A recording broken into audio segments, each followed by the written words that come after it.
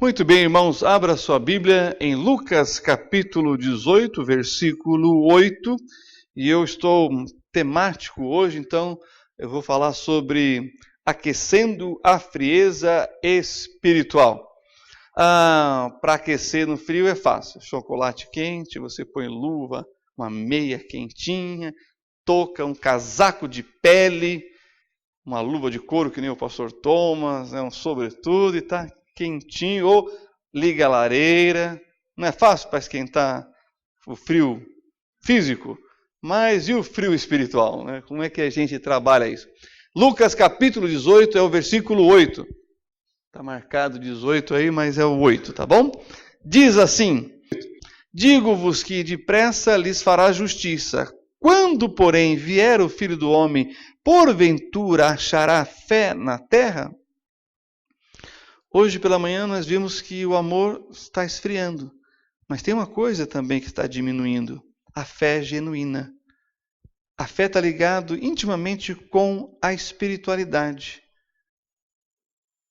porque a espiritualidade é a nossa vida diante de Deus, nossa conduta, nossa prática e os nossos valores de crença. E quando isso é abalado, há um esfriamento espiritual. Então, gostaria que nessa noite, apesar do friozinho lá fora, a chuva, que Deus possa aquecer os nossos corações e aumentar e acrescentar a nossa fé. Oremos. Pai, na tua santa e bendita presença estamos e rogamos que o teu Espírito Santo possa acrescentar à fé de cada um nessa noite aquilo que é necessário para vencermos o mundo pela fé, para vencermos as tentações pela fé e para crescermos, ó Deus, espiritualmente na tua presença, no teu serviço, em comunhão com os nossos irmãos, estabelecendo amizades sinceras, genuínas e fraternas. É o que eu te peço também, ó Deus, abençoando pela fé o serviço na tua casa, na tua igreja, através do dom e do talento que o Senhor já entregou a cada um, pelo menos um. É o que eu te peço e oro em nome do teu Filho amado, Senhor Jesus Cristo. Amém. Muito bem, meus amados e queridos irmãos, o que pode te levar a um esfriamento espiritual? Bom, nós sabemos a história, né, do graveto fora da fogueira, que ele vai esfriando, ele vai apagando, fica sozinho, e ali então termina a sua energia, acaba, porque ele não está no combustível, né, não está queimando como combustível na fogueira. E espiritualmente, quando há um afastamento das coisas de Deus, então todo mundo na fé que está se afastando das coisas espirituais, das coisas que invocam o nome de Deus, que tem o nome de Deus, que leva o nome de Deus. E aí nós estamos falando da sua palavra, dos seus louvores, da sua música, do seu serviço espiritual. Isso leva ao esfriamento espiritual. Uma apatia, como aquelas pessoas que às vezes se acomodam e acham que cada culto é o mesmo culto, e não é. Cada culto é único e singular. É um dia especial e exclusivo na presença de Deus, do qual você não sabe o que vai acontecer, não sabe o que será dito, e você não tem, talvez por essa apatia, a dimensão de que Deus pode falar de uma forma muito especial com uma outra pessoa, pelo simples fato de você estar presente. Como Deus pode falar também através de você, naqueles momentos em que a gente tem o nosso social ali no hall, naquele momento que a gente está chegando, naquele momento que a gente está saindo, sabe? É um aperto de mão, é um abraço, é uma palavra de incentivo, é uma declaração de amor fraterno, né? E de uma união mesmo, de dizer, estou orando por você. Nós tivemos hoje um momento muito especial, que todos estenderam as mãos para abençoar a vida do Caleb, que vai ser internado quarta-feira. Como a família precisa de outras famílias na igreja, da mesma fé, dizendo, estamos orando por vocês. Vamos lembrar o Caleb em oração, ele precisa de um milagre de Deus no tratamento desse câncer, que é o segundo. Deus já curou do primeiro, que isso acrescente a nossa fé e nos dê a convicção de que Deus pode curá-lo novamente desse outro tipo de câncer, no mesmo lugar, mas um outro tipo de câncer, tá certo? Então, essas coisas vão criando uma apatia e vai provocando, então, um esfriamento espiritual. E como a gente sabe, conforme vai congelando, né, o nosso corpo, o coração para de bater, a mente começa a ficar fraca e para de dar os comandos necessários para o corpo. Ou seja, é uma morte, a morte por congelamento é uma morte rápida e implacável. São horas, tá certo? Ou seja, você tem que tomar uma atitude radical para sair do congelamento espiritual, da frieza espiritual, e vir para próximo da fogueira, estar próximo das coisas de Deus, das coisas do lugar onde o nome de Deus é invocado, onde a sua palavra é lida, é estudada, é entendida, é aplicada. Porém, irmãos, existem coisas neste mundo, e eu quero dar duas áreas que eu acho que está bem realmente para a nossa época, que se deve ter alguns cuidados, tá certo? Então, a primeira é uma constatação da realidade. Aí eu convido você para ir lá para Daniel, capítulo 12, versículo 4. Então vamos até lá, profeta Daniel, capítulo 12, versículo 4, que fala justamente do aspecto científico.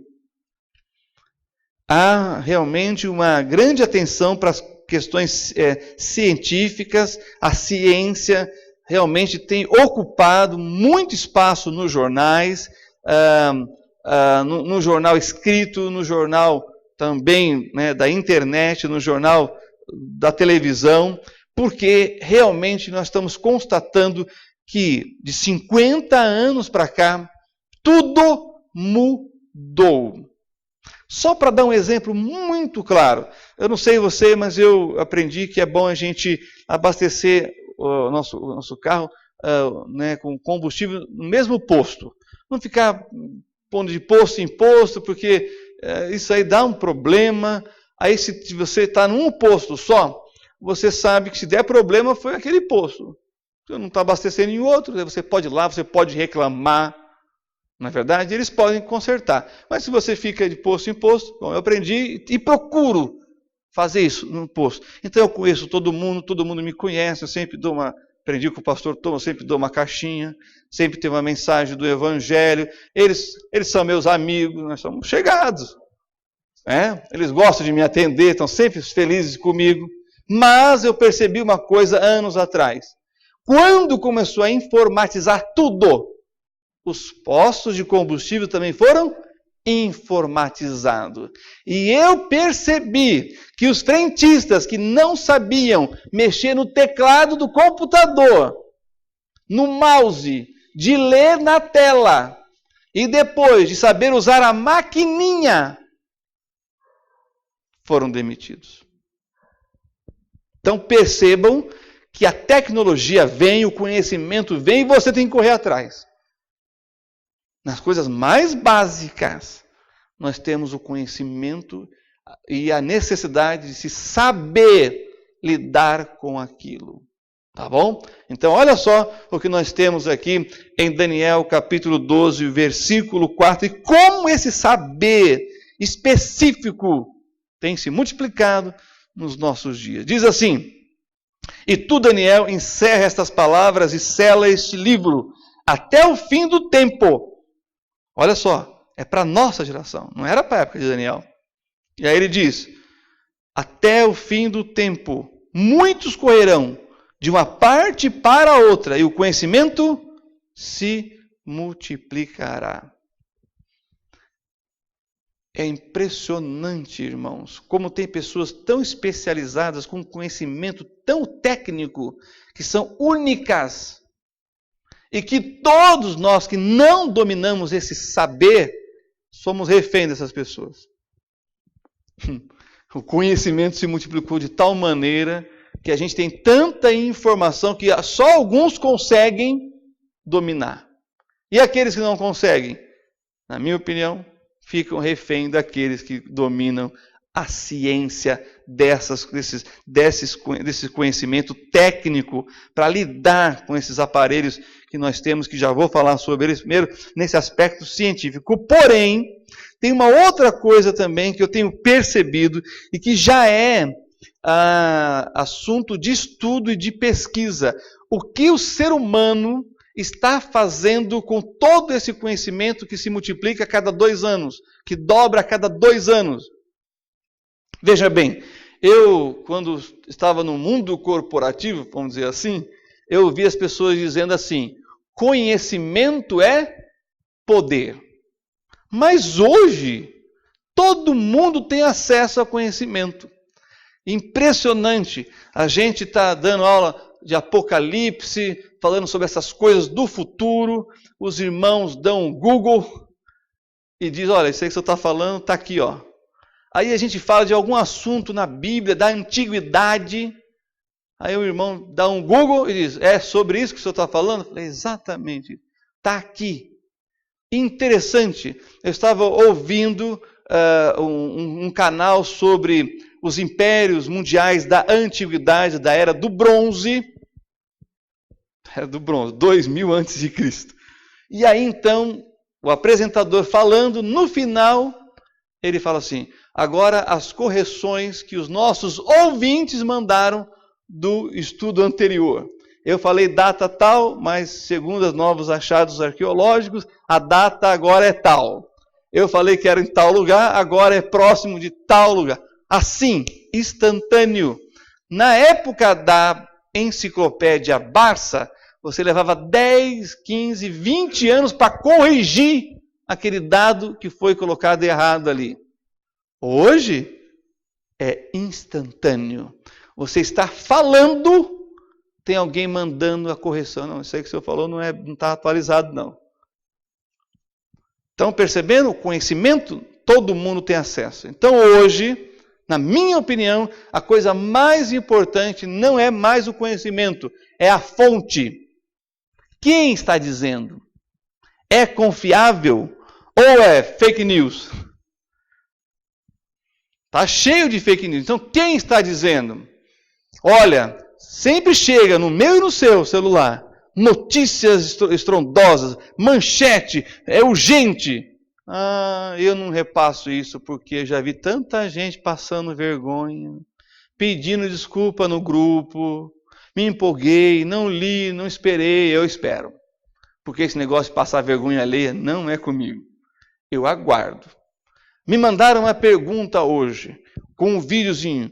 Pastor, isso está acontecendo mesmo lá em Israel? Eu disse: olha, em Israel está acontecendo muitas coisas, mas vamos aguardar porque talvez seja verdade ou não, mas eu não sei. Mandei uma mensagem para o meu contato lá em Israel, vou aguardar para poder dizer para o irmão: olha, realmente vai acontecer isso, ou não, não vai acontecer isso, por enquanto, nessa data que está sendo dito que vai acontecer isso.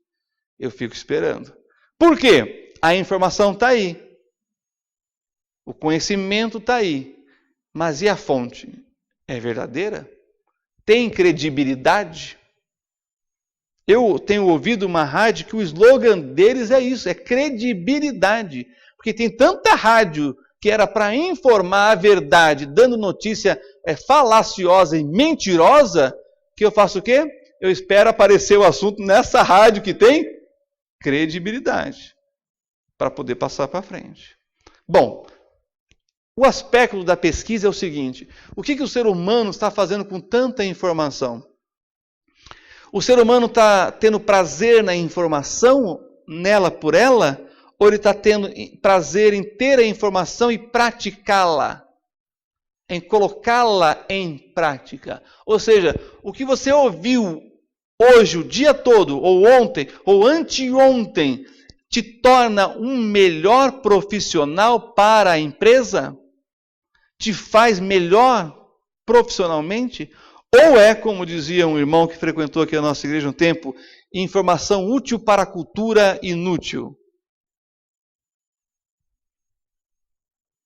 Então, meus queridos e amados irmãos, essa informação, esse conhecimento que vem com facilidade, com cores, com vídeo e áudio, está acrescentando na sua vida profissional, está acrescentando na sua vida espiritual, está acrescentando na sua vida emocional, está acrescentando na sua vida familiar, sim ou não?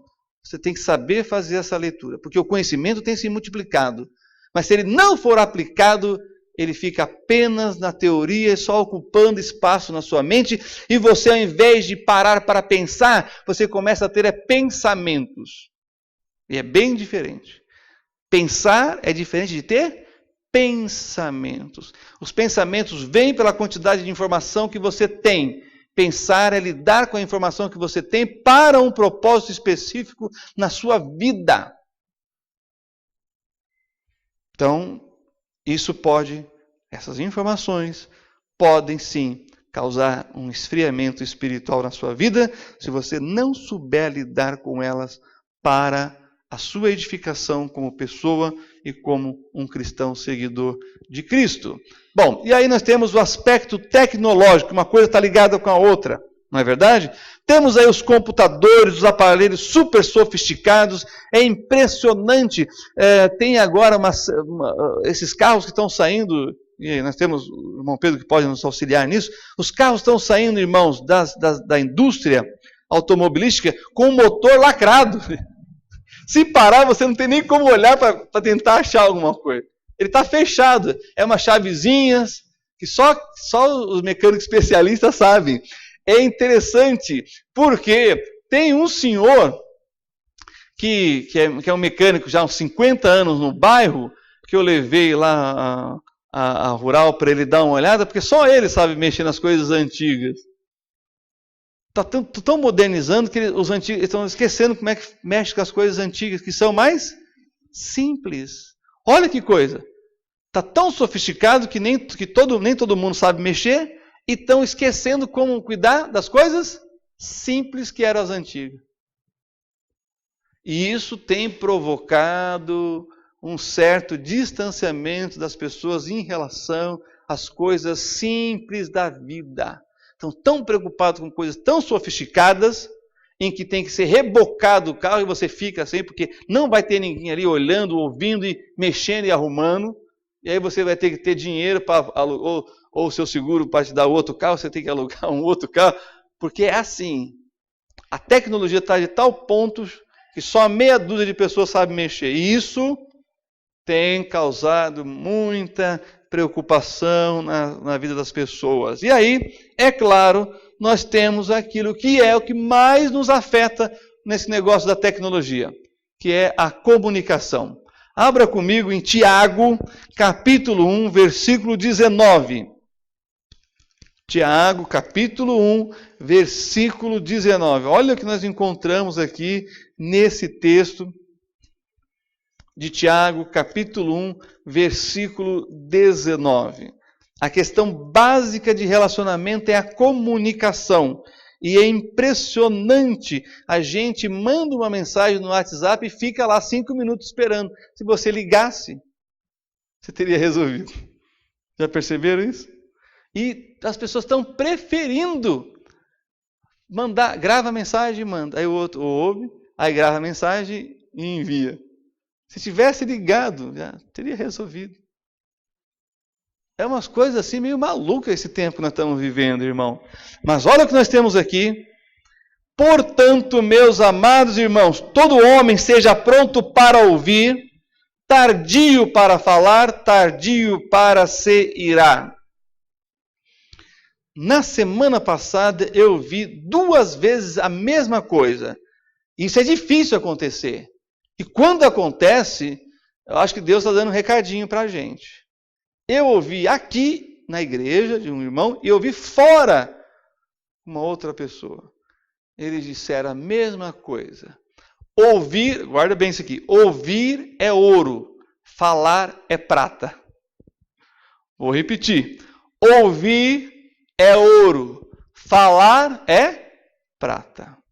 Ou seja, se você quer riqueza, aprenda a ouvir e a falar.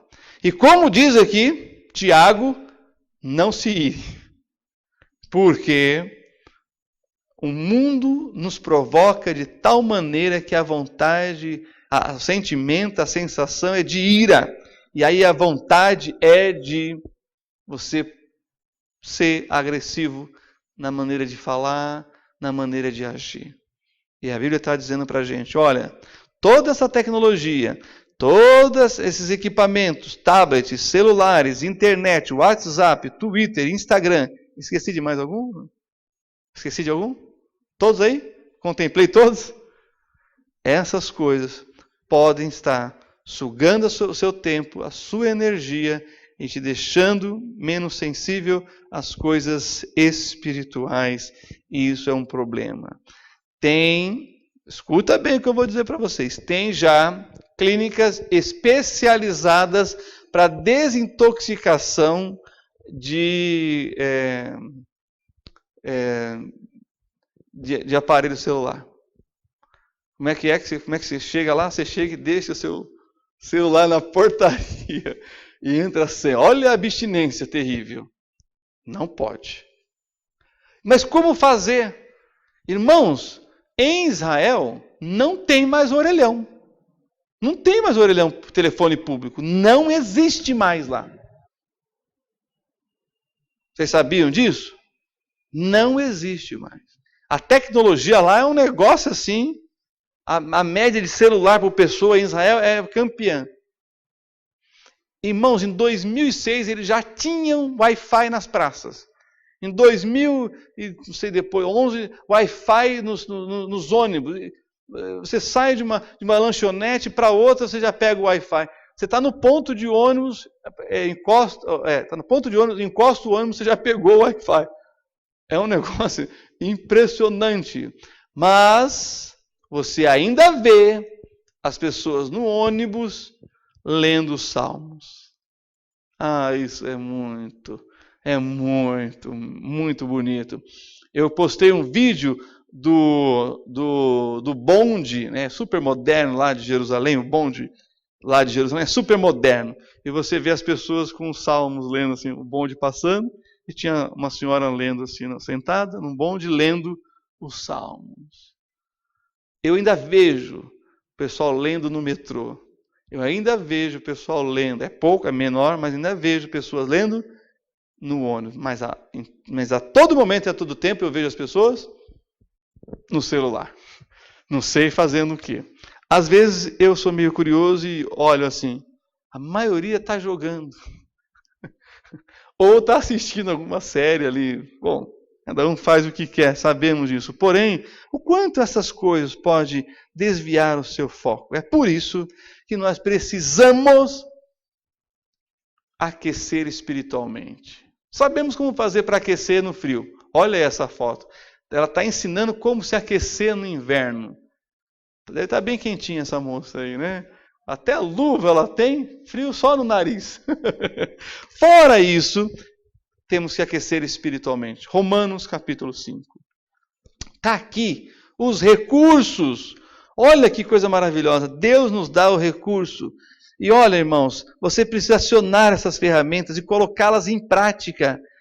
Porque ela é interessante, ela é possível, é emocionante e é eficaz na vida do cristão, essas ferramentas que nós vamos ver agora. Olha só, Romanos capítulo 5, versículos de 1 a 5, diz assim: tendo sido, pois, justificados pela fé, temos paz com Deus, por nosso Senhor Jesus Cristo. Olha aí, é a fé que nos leva a uma relação de paz, de intimidade, de proximidade, de companheirismo com Deus. Essa mesma fé que com todas essas coisas acontecendo no mundo pode ser esfriada, em Deus ela é aquecida por um relacionamento de proximidade com Ele. Versículo 2: pelo qual também temos entrada pela fé a esta graça, na qual estamos firmes e nos gloriamos na esperança da glória de Deus.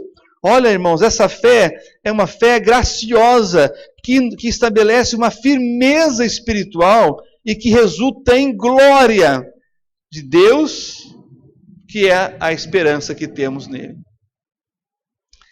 Como é impressionante ouvir falar de suicídio de jovem, adolescente, de criança.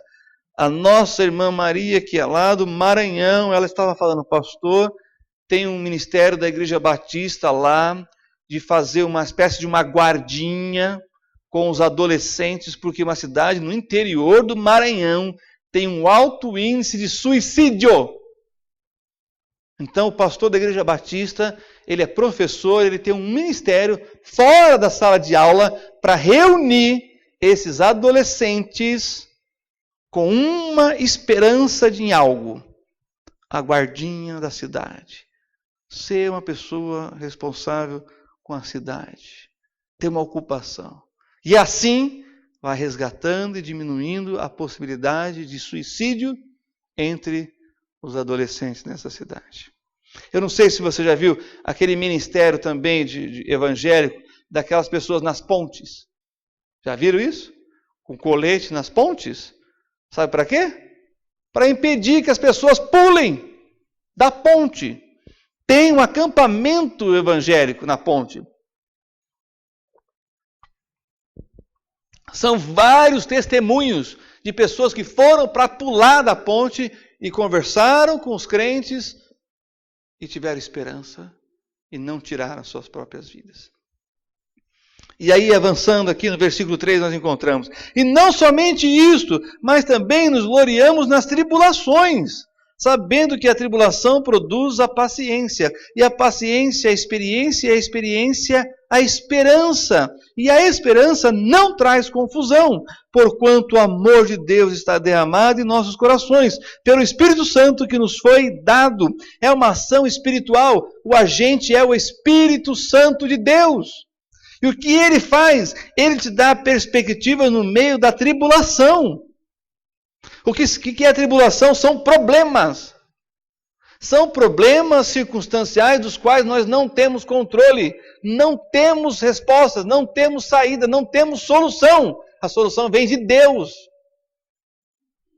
Tem pessoas que estão nas ruas, eu não sei se você já teve curiosidade de saber por que as pessoas estão nas ruas. Tem um amigo pastor, ele tem um ministério no centro da cidade com moradores de rua. A igreja dele tem 80% da membresia ex-moradores de rua. Eu falei, pastor, o que leva essas pessoas a virem parar na rua? Primeiro, decepção amorosa. Mas como assim? Segundo, ele falou, problema com álcool. Mas por quê? Porque foram demitidos. Esse é o tripé. Perderam o emprego. Perderam a esperança. No meio da tribulação. Não tiveram paciência.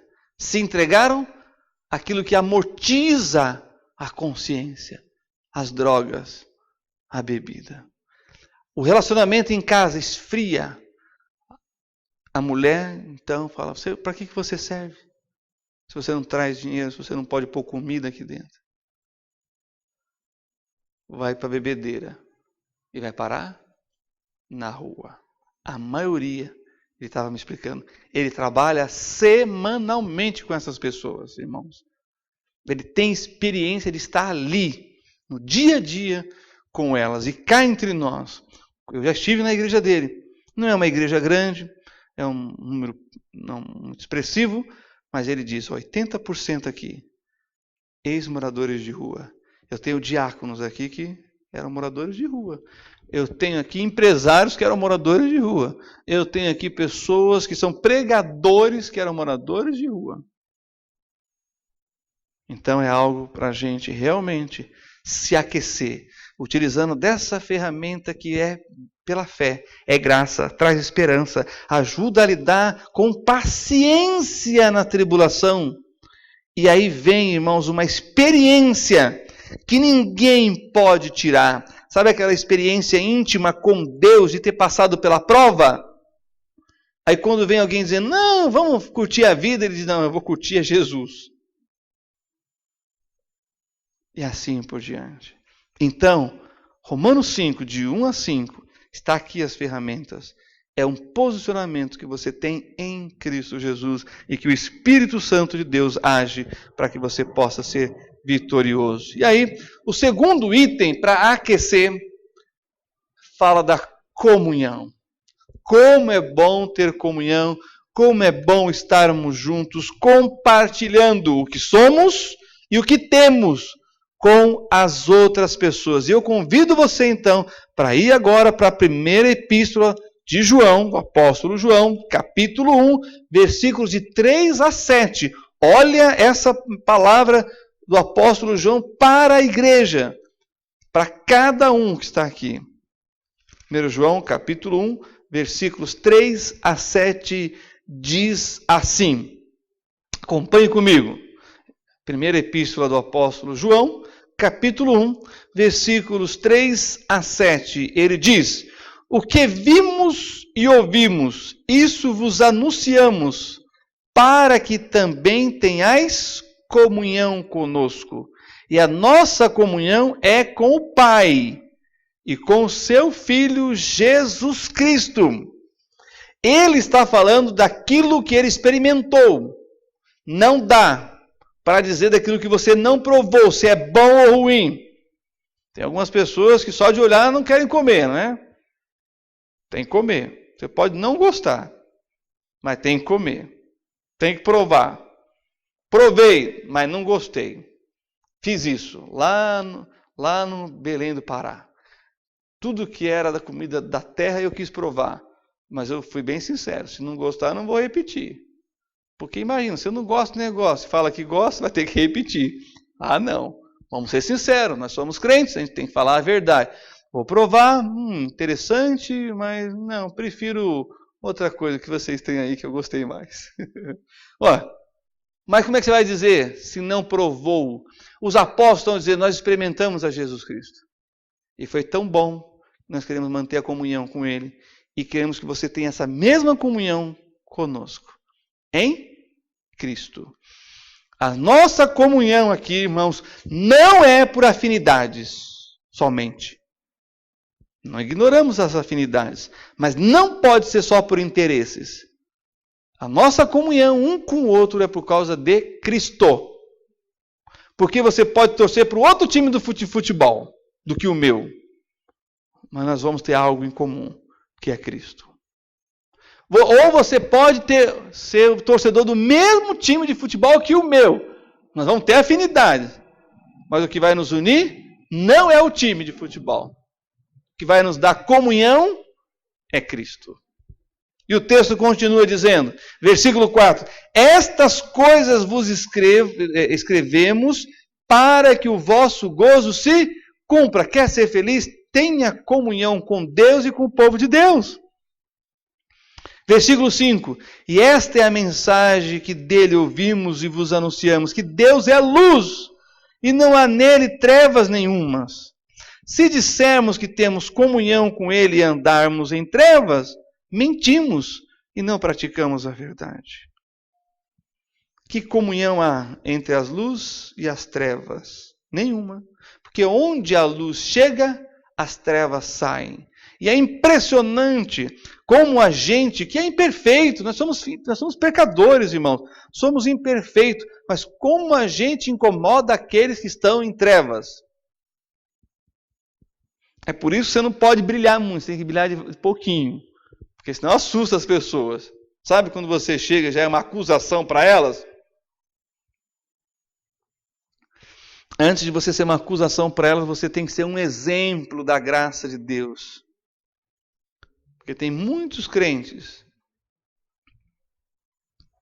que, ao tentar falar do amor de Deus, apresenta mais a severidade do que a misericórdia de Deus. Se Deus foi misericordioso com você, por que Ele não vai ser misericordioso com o outro também? Se Deus foi amoroso com você, por que Ele não vai ser amoroso com o outro também? E depende de quem? De você. A referência de Deus que a pessoa vai ter é você. O pastor Thomas tem uma frase muito interessante. Ele pergunta assim, qual é a Bíblia que o seu vizinho está lendo. Aí você diz, mas como é que eu posso saber? Aí ele diz, não, você é a Bíblia. Ele está lendo a sua vida. A sua vida é a Bíblia que ele está lendo. Então nós temos que ser fiéis às Escrituras, para que as pessoas possam ver a Bíblia correta em nós. Não essas versões que tem aí, irmãos, é um negócio assustador. Cada ano eles lançam uma versão da Bíblia, as pessoas não estão mais decorando os versículos da Bíblia, porque todo ano muda, e aí já não era de um jeito, agora é de outro, elas param de decorar a Bíblia. É assustador isso. E Jesus, quando foi tentado por Satanás, como que ele se defendeu? Ele podia soltar um raio no diabo e resolver o assunto, mas não. Ele respondeu citando a Bíblia. Por que isso? Porque aconteceu essa história para mim e para você. É para exemplo para a gente. Por que você acha que Jesus teve um diálogo com o diabo porque ele queria bater um papo com o diabo? Claro que não, ele estava ensinando a gente como vencer o diabo, usando a Bíblia. Então isso aqui é muito importante. Porque o versículo 7 finaliza essa porção dizendo assim: mas se andarmos na luz como ele na luz está, temos comunhão uns com os outros, e o sangue de Jesus Cristo, seu Filho, nos purifica de todo o pecado. Aqui, irmãos, está o segredo. Nós devemos ter comunhão com os nossos irmãos em sinceridade e verdade. Isso é a luz. Não mentira, não hipocrisia, não segundo as intenções. Se nós estamos falando com os mais velhos, devemos respeitá-los como os nossos pais, como a mãe, pai. Se estamos falando com os mais novos, como os nossos filhos. Se estamos falando com aqueles da nossa faixa etária, como os nossos irmãos. Com clareza, com a luz de Cristo, com a verdade. Porque não dá para ter comunhão genuína, verdadeira e longa, se não for em verdade e em sinceridade. Então nós devemos ter a luz de Cristo também nos nossos relacionamentos na igreja. Reconhecendo as nossas fraquezas, as nossas imperfeições, as nossas lutas, as dificuldades que temos. Mas que isso não nos impeça de crescermos na graça do relacionamento genuíno com os nossos irmãos e irmãs na fé. Uma outra coisa que aquece e que acaba com a apatia, né, do esfriamento espiritual é a amizade. Olha lá o que nós temos em Provérbios 17:17. Que maravilha que é esse versículo aqui em Provérbios, capítulo 17, versículo 17. Acompanhe comigo. Marque, grife, decore esse versículo, porque ele é muito importante. E ele é uma verdade que a gente experimenta na vida. Provérbios 17:17 diz assim, olha que bonito isso aqui: em todo tempo ama o amigo, e para a hora da angústia nasce o irmão. Você tem comunhão com o seu irmão? Ame-o. Ame-o. Talvez você vai ter um momento que você vai precisar de ter um irmão e você não vai ter. Porque está distante o irmão de sangue, sabe? De carne. Mas o irmão de fé está próximo. Quem sabe ele vai ser realmente o seu irmão naquele momento. Ou você vai ser aquele irmão que ele precisa. E tem duas falas que eu achei bem interessantes que eu quero compartilhar com vocês, que é o seguinte: para conhecermos os amigos, é necessário passar pelo sucesso e pela desgraça. Guardaram? No sucesso, verificamos a quantidade de amigos. E na desgraça, a qualidade. Lembra do filho pródigo? Enquanto ele tinha dinheiro, todo mundo era amigo dele. E quando ele ficou pobre, ficou alguém? Olha só outra coisa importante. Um amigo se faz rapidamente, já a amizade é um fruto que amadurece lentamente. É verdade. Você está no hospital, você faz amizade. Você faz um amigo ali. melhor dizendo. Você está no ônibus, você faz um amigo. Você está no ponto de ônibus, você faz um amigo. Você está no supermercado, você faz um amigo. É rápido para fazer, mas a amizade leva tempo. É impressionante, irmãos. A minha família, eles têm muita facilidade para fazer amigo. Minha mãe faz amigo dentro do ônibus. Meu Deus do céu. Aí eu vou visitar minha mãe, tem uma pessoa lá. Quem é essa? Oi, tudo bem? Ah, que é a minha amiga. Ah, prazer. Mas eu não conheço ela. Eu pensei que eu conhecia. Não, eu fiz a amizade no ônibus. Aí depois que a pessoa sai, eu falei, mãe, você traz para dentro de casa? Não, eu vou arrumar um emprego para ela, porque ela trabalha na mesma... Eu fico meio preocupado pela facilidade que a minha família tem de fazer amigos. Mas a amizade leva tempo. Mas Deus guarda, Deus protege. Irmãos, eu estou falando isso. Não é a primeira vez. A Jane é testemunha. A gente aparece, vem umas pessoas lá. Cida, quando eu saio. Quem é você? Eu vim falar com a Cida. Cida, a minha mãe. Ah, ela é sua mãe. Ah, você é o Alexandre. Sabe tudo do meu respeito. Ah, você é o pastor? Calma aí que eu... Mãe, é um negócio interessante. Mas temos que tomar cuidado com isso. Amigo se faz fácil. Agora, amizade leva tempo. Leva tempo para se fazer amizade. Guarde isso no seu coração. E olha, irmãos, indo assim para a última parte, para aquecer espiritualmente, a amizade é importante, a comunhão, não é? Essas ferramentas que nós temos aqui em Romanos, que Deus nos dá em Cristo e através da ação do seu Espírito Santo, tudo isso existe para a gente realmente estar aquecido para o serviço. Não tem como você não usar todas essas coisas na igreja. É na igreja que a gente experimenta essas coisas, que a gente vai corrigindo, que a gente vai melhorando, que a gente vai aperfeiçoando para a gente ser bem-sucedido nas nossas relações com os nossos irmãos e com Deus, e para sermos bem-sucedidos lá fora também, viu? Então, eu convido você para ir agora comigo em 1 Pedro, capítulo 4, versículo 10. Vamos até lá?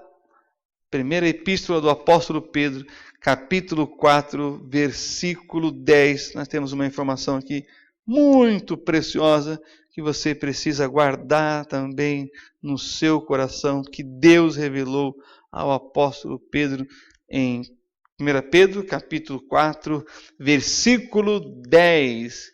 E aí fala de dom, serviço e adoração. E o resultado disso é um culto a Deus. Seja assim, como esse que nós estamos fazendo aqui, oficial. Ou seja, o culto que você presta a Ele com a sua vida, com o seu dom, com o seu talento e com o seu serviço. E não se iluda. Os homens podem talvez não estar vendo o seu serviço, mas Deus está. Talvez não é um serviço que se destaca para que você esteja ali em evidência, mas Deus está vendo. E Deus que vê é o que recompensa. Tá bom? 1 Pedro capítulo 4, versículo 10 diz: cada um administre aos outros o dom como recebeu, como bons despenseiros da multiforme graça de Deus. Olha que interessante. Aqui logo de cara ele já nos alerta que o dom que você tem, essa capacidade, essa habilidade, esse talento, seja natural ou espiritual, não é para você mesmo. É para a edificação do outro. Você está sendo uma bênção na vida de outras pessoas. Você está promovendo bem-estar na igreja para outras pessoas. Você é aquela pessoa que no serviço, quando você chega, as pessoas sabem que vão ter uma palavra de otimismo, um bom conselho. Você é aquela pessoa que compartilha os docinhos. Você é aquela pessoa que compartilha as balinhas. Você é aquela pessoa que leva bolo e reparte com as pessoas. É impressionante como isso é poderoso, porque uma pessoa que compartilha, que não é egoísta, ela é muito muito querida pelas outras pessoas, porque o mundo está cada vez mais egoísta. Ninguém quer dividir mais coisa com ninguém. É um puxando o tapete do outro no mundo corporativo, na empresa. É gente traidora. Mas e quando você... Não é que você está se tornando vulnerável. Você está dizendo, não, eu quero esse tipo de relação. De compartilhar. Porque Deus me deu. E é impressionante isso. Deus falou isso para Davi. Aquilo que eu estou parafraseando minhas palavras aqui, aquilo que eu te dei, ninguém vai tirar. É seu. Davi creu nisso. E ele esperou, irmãos. Davi foi ungido 3 vezes antes de ser rei de Israel. Estão entendendo isso? Ele esperou, ele sabia que Deus tinha dado para ele, que ninguém ia tirar. Mesmo que tentassem. E não se esqueça, Saul tentou matar Davi algumas vezes. Voltando aqui para o contexto de igreja. O capítulo 4, versículo 10 diz que você recebeu pelo menos um dom. E você, como bom dispenseiro, você deve utilizá-lo de forma inteligente, sábia, prudente. E olha só, é a multiforme graça de Deus. Sabe o que quer dizer? Essa frase ela é uma das mais especiais na Bíblia, porque ela fala das várias manifestações da mesma graça. Então, você vai ver uma certa graça no irmão que está do seu lado e vai ver uma outra graça no irmão do outro lado. É a multiforme, é as várias formas como Deus manifesta a sua graça. E cá entre nós, a graça de Deus é a coisa mais importante que nós precisamos para essa vida. Porque você sabe o que é contrário de graça? Desgraça. E essa palavra, na minha opinião, é uma das piores palavras que existe. Quando alguém diz desgraçado, essa pessoa foi desgraçada na família, foi desgraçada pela vida, desgraçada no seu... Ou quando a pessoa xinga a outra, eu falo, meu Deus, que haja misericórdia nesse lugar. Porque um lugar onde não há graça, o que reina é a desgraça. E olha só, quando a gente pensa nessa multiforme graça de Deus, que deve ser aplicada na vida de outras pessoas, porque a alegria do outro vai ser a sua alegria, a bênção dessa igreja é a bênção nossa e de cada um. O coletivo não exclui o indivíduo, como o indivíduo não deve se eximir do coletivo. Mas olha que interessante, quando a gente pensa em igreja, temos que ter 2 palavrinhas na cabeça. Primeiro é organismo. A igreja é o corpo vivo de Cristo, formada por todos os crentes regenerados. E nós vamos encontrar esses membros em qualquer lugar do mundo. É o corpo vivo de Cristo, é a igreja que manifesta a graça de Deus e a salvação. Mas ela também é uma organização. Ela tem CNPJ, ela tem endereço, ela tem 4 paredes, é a nossa aqui. A igreja é um grupo de crentes salvos, batizados, reunidos em assembleia pelo Espírito Santo. É o Templo Batista de Indianópolis. Sabe, quando a gente lê lá no Apocalipse, né, a igreja de Éfeso, a igreja, se continuar, você ia falar, a igreja lá em Moema, na Alameda do Jurupi, 1270. Mas ela está em todo lugar também. Ela é tanto organismo quanto organização. E nós temos que ter um comprometimento com o organismo e com a organização. Não dá para ser indiferente à organização. Não dá para ser indiferente ao lugar onde a gente se reúne para adorar a Deus com os nossos irmãos. E aí eu quero terminar com aquilo que é dito, a missão da igreja pelo Bancroft. Ele vai dizer, a missão da igreja é glorificar a Deus, conquistando almas para Cristo. Você tem ganhado almas? Você tem trabalhado para que almas sejam salvas? Essa é a glória. Essa é a glória de Deus e a missão da igreja, ganhar almas para Cristo, edificando-as em Cristo. O que você tem feito para ser uma bênção para o irmão que está do seu lado? e enviando-as por Cristo. Sabe quando nós temos o ápice de ser igreja?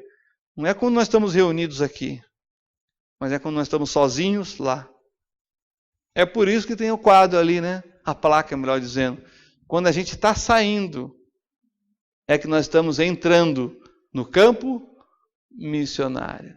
É lá fora que você realmente vai ser um agente de Deus como igreja espalhada pela face da terra.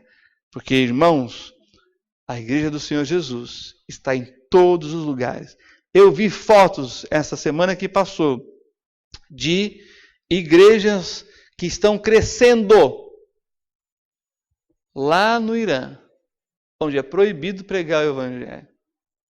As igrejas estão crescendo e se multiplicando nas casas. De casa em casa. Não era assim a igreja primitiva? E está se multiplicando, e se multiplicando, e se multiplicando. Isso porque é proibido. Mas a igreja está em todos os lugares. Que essa mensagem possa ter aquecido o seu coração espiritualmente. Oremos ao Senhor. Pai, te damos graça por esse tempo tão precioso na tua casa. Reconhecendo a Deus que o Senhor nos trouxe aqui, porque o Senhor queria falar com cada um de nós. Que possamos levar essa mensagem, refletir sobre ela, viver sobre ela, a fim de que o nome do Senhor seja glorificado através do nosso aquecer espiritual, na tua palavra, na comunhão, na amizade, no serviço. É o que eu te peço. E oro no nome daquele que pode fazer infinitamente mais em mim e na vida de cada um dos meus irmãos. Em nome do Senhor Jesus Cristo, que eu oro e agradeço. Amém.